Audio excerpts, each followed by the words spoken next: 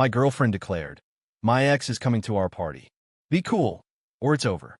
I replied, "I'll be very cool." Then I greeted him at the door, shook his hand, and said, "She's all yours, man." I was just leaving. Her party ended the moment I walked out. Original post. I, 31 male, am or was a planner. I'm an architect, and my life is built on blueprints. I like things to be precise. For the last 2 years, I've been with Corinne, 28. She's not a planner. She's a vibe person. I thought it was a good balance. I was the foundation.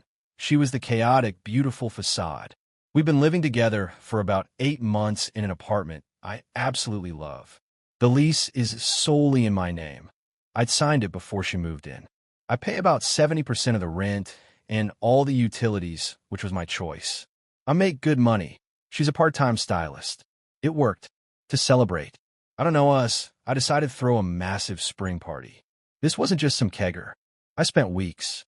I'm a bit of a tech head, and I just finished installing a custom-built smart home system I call Aura. It's my baby. It's not some off-the-shelf thing. It's a dedicated server in the hall closet running custom scripts. It controls every light, all the music. I have multiple zones, and the 3 large digital art displays I have in the living room. It's impressive. Corinne loved it. She called it our ultimate party trick. I'd spent about $1,200 on catering. I'd personally curated a bar cart with about $800 worth of high-end tequila, whiskey, and gin. The Aura playlists were timed to the hour. The digital art was set. I was ready. Then 3 days ago, Tuesday, she drops the bomb. She's been weird all day. "Hey," she says, not looking at me. "So, you know how Julian is in town?" My stomach dropped.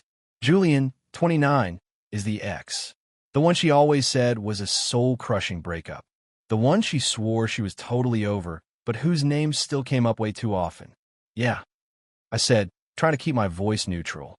"Well, I ran into him, and I invited him to the party on Friday." I just stared at her.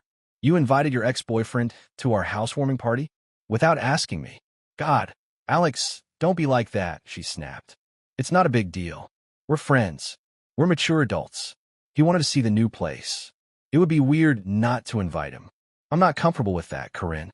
This is our party for our friends. It's weird. I don't want him here." This was it. The moment I should have seen it all. Her face hardened. She crossed her arms. "Look, he's coming. I already told him he could. So uninvite him." "No, I'm not going to be immature just because you're feeling insecure. He's my friend, and he's coming. It's not a big deal unless you make it one." She took a breath and delivered the line that changed everything. "Just be cool about it. Seriously, if you're going to be paranoid and weird, it just makes me think we have a problem. Be cool, or it's over. Or it's over. Just like that. Over X. Over party." She was holding our 2-year relationship hostage, and the ransom was my self-respect. I looked at her. Really looked at her. She wasn't nervous. She was daring me. She'd already made her choice. She was testing me to see if I'd roll over. A strange calm washed over me. The anxiety, the hurt, it just evaporated. It was like looking at a blueprint and finally seeing the fatal design flaw. "You're right," I said. My voice was quiet.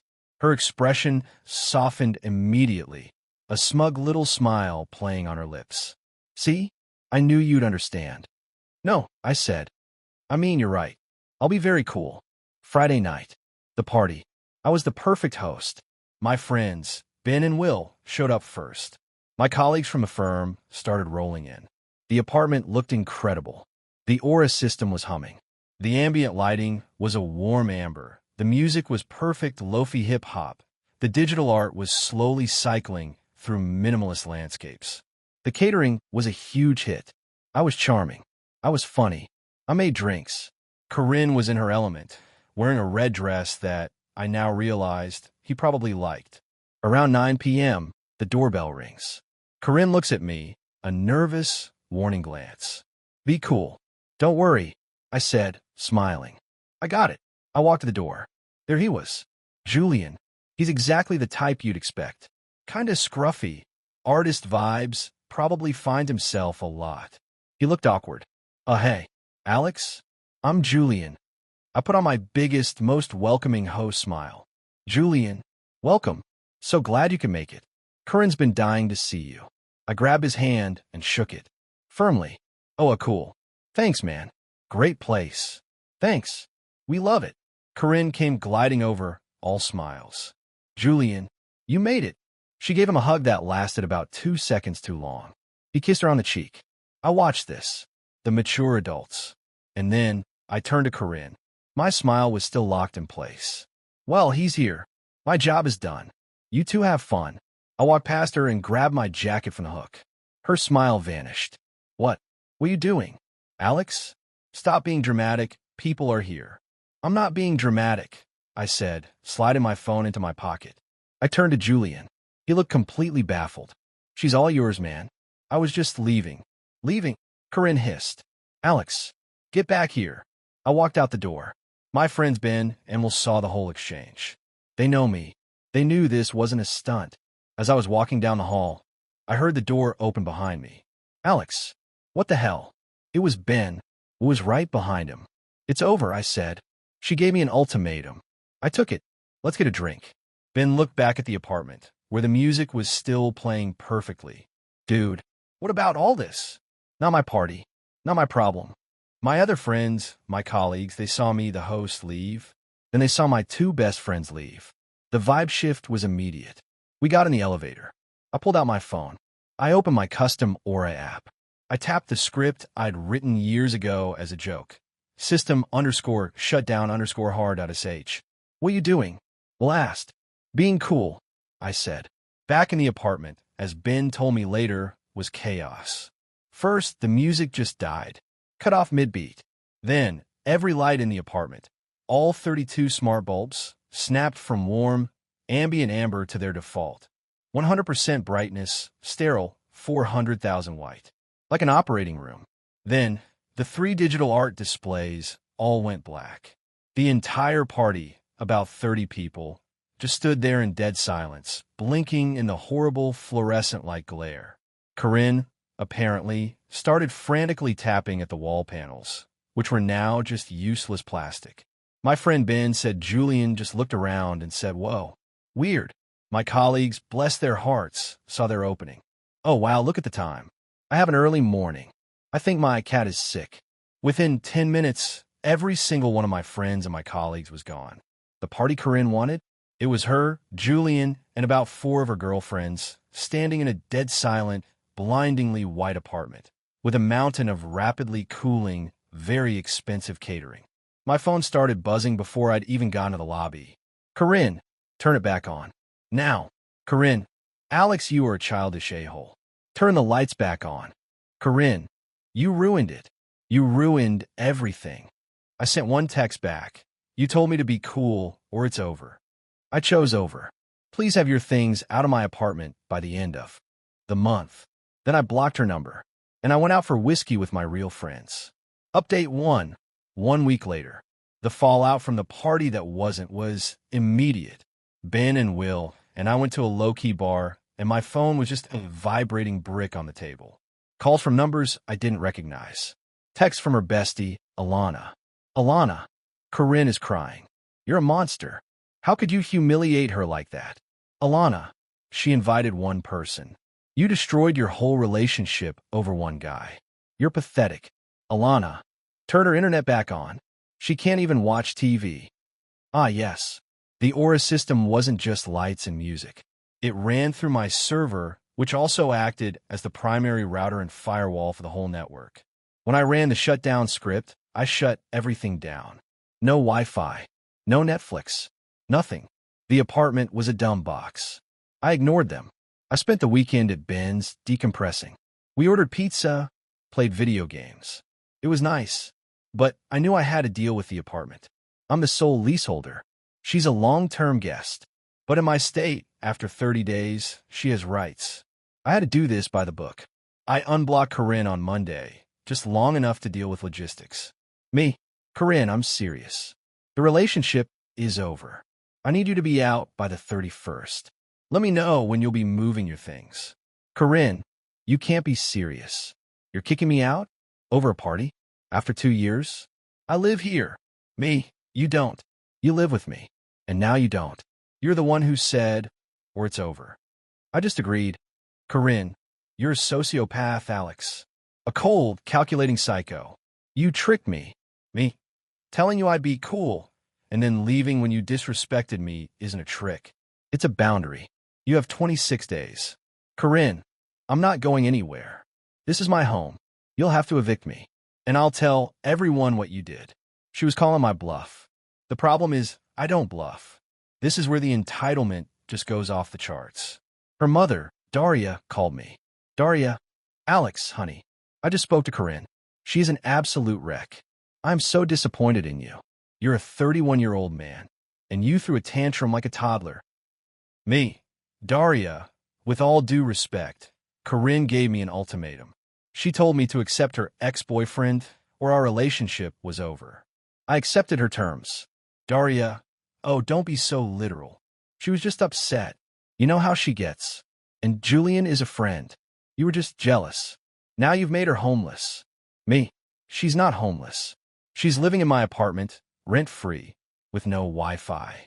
And she has her friend, Julian, staying with her. I'd say she's doing fine. Daria, silence. Julian is staying there? Me, yep. Saw his jacket on the couch. When I wait, no. That's for later. Point is, she's not my responsibility anymore. She needs to be out. Daria, you can't just throw her out on the street. She has nowhere to go. She put so much work into decorating that apartment. You owe her. Side note, her decorating consisted of 3 throw pillows and a scented candle she bought at a discount store. I paid for the $4,000 sofa. She put them on. Me, I don't owe her anything. She has until the 31st. That's the law. Goodbye, Daria. I hung up. Then came the dirty trick. I get a call on Wednesday from my building manager. A guy I know well. We've talked shop about the building's infrastructure. Manager, hey, Alex. A weird call. We got a complaint. From your unit. Mio? From Corinne. Manager, yeah. She said you'd abandoned the apartment and that you were unstable and she was afraid you'd come back. She asked us to change the locks to protect her. My blood ran cold. She was trying to lock me out of my own apartment. Me, Frank. It's Alex. I am his sole leaseholder. You and I both know that. Corinne is my ex-girlfriend, not a tenant. She's refusing to leave. I am temporarily staying with a friend to de-escalate. She's the one who is not supposed to be there, and she's letting an unauthorized guest, her ex-boyfriend, Julian. Manager, sighs. That's what I thought. Look, I can't change the locks for a non-leaseholder. But Alex, this is messy. You need to get her out. She's claiming tenants' rights. Me, I'm way ahead of you. This is where my planning kicked in. This isn't a TV show. You can't just throw someone's stuff in the hall. Step 1. I hired a process server. Cost me $150. He formally, legally, served Corinne with a 30-day notice to quit. This wasn't a text. This was a legal document. The clock was officially ticking. Step 2. I needed my stuff. My Aura server. My work computer, a custom-built tower. My expensive espresso machine. And my booze. I texted Corinne. I'm coming by tomorrow at 10 a.m. with a police escort, a civil standby, to retrieve my personal property. You are required to let me in. She didn't reply. So, yesterday, Friday, I showed up. 2 cops met me in the lobby. Civil standby? You're Alex? Let's go. We go up. I use my key. The door is deadbolt from the inside. The cop knocks. Ma'am, this is the police. You need to open the door. The leaseholder is here to retrieve personal property. We wait. Finally, the door opens. There's Corinne, in my bathrobe, hair mess. And behind her, on my sofa, Julian, shirtless. The entitlement. To be in my apartment with the guy she blew up our life for. You can't just barge in here, she shrieked. The cop, a woman who looked like she'd seen it all, just sighed. Ma'am, he's on the lease. You're not. He's allowed to be here. We're just here to make sure this stays civil. Let him get his things. Julian, the artist, actually tried to stand up. Hey man, this isn't cool. This is her place now. I just looked at him. Is your name on the lease? Did you pay the $4,200 rent check last week? No. Then sit down and shut up before the cops add you to the eviction notice. He sat. I walked in. Ben and Will were with me, As witnesses, cops said it was fine. I went straight to the hall closet. I methodically began unplugging my server rack. The brain of the aura. Corinne just watched me, her face pale. You're taking that? The lights won't work. They're just dumb lights now, Corinne. You'll have to use the switches. Like a caveman. Ben and Will started carefully boxing up my desktop PC. You can't take the computer. I use that. You have a laptop. This is my workstation. I paid $5,000 for the graphics card. It's mine. Then I went to the kitchen. I unplugged my $900 espresso machine. Alex, no, she wailed. That's ours. Was it? I have the receipt. It was my birthday gift. To myself. Finally, I grabbed a box and went to the $800 bar cart. I started emptying every single bottle. The good tequila. The small batch rye. All of it. Julian actually said, dude, not the booze. I just paused, held up a bottle of single malt scotch, looked at him, and put it in my box. We were in and out in 15 minutes. As I was leaving, Corinne was just standing there, finally crying. You're so petty, Alex. You're stealing. This is cruel. I stopped at the door. No, Corinne. This is mine. Cruel was giving me an ultimatum. Cruel was inviting your ex to my home. Cruel is, well, this. I held up the 30-day notice. The process server gave you this, right? You have 28 days left. After that, the sheriff comes. And he won't be as cool as I am. I left. Left them in a silent, dark, Wi-Fi-less, coffee-less, booze-less apartment. Ben, Will, and I are about to go set up my server at Ben's place. This is far from over. I know she's not going to leave quietly. Final update. 3 months later. The last 2 months were not fun. This is the part of justice that isn't sexy or fast, Reddit. It's just a grim, expensive bureaucratic slog. So, did Corinne leave at the end of the 30 days? Of course she didn't. I got a call from her mom, Daria, about a week before the deadline. Daria. Alex, you can't really go through with this. Corinne is a mess. She'll have an eviction on her record. That's permanent. It will ruin her life. Me. She's had 30 days to find a new place, Daria. She's an adult. Her choices have consequences. Daria. But Julian left. He just left her. She's all alone. She can't afford a deposit on a new place. You know, she doesn't have any savings. I'm supposed to be surprised the scruffy artist dude bailed the second the free booze, cool tech, and luxury apartment were gone? Shocking. Me. That's not my problem. She's not my girlfriend. She's a squatter in my apartment. The 30 days are up on Friday. If she's not out, I'm filing the eviction. Daria, you bastard. After everything she did for you. Me? What exactly did she do for me? Besides this? Goodbye. Friday came. I went by with Ben after work. Her stuff was still there. She'd locked herself in. So, Monday morning, I was at my lawyer's office. This is the real-life part, folks. I had to hire a lawyer. Cost me $500 just for the retainer. He filed the unlawful detainer lawsuit. It cost me money to get my apartment back. It took weeks. We got a court date. Corinne, naturally, didn't show up. So we got a default judgment. Then we had to wait for the sheriff to post the notice to vacate. Another 5 days. It was a 45-day process from the 30-day notice expiring. 45 days of me living on Ben's couch, paying rent on an apartment I couldn't use. The day the sheriff came to forcibly remove her was something. I was there with the landlord and 2 sheriff's deputies. She was still in there, crying, screaming. You can't do this. This is my home.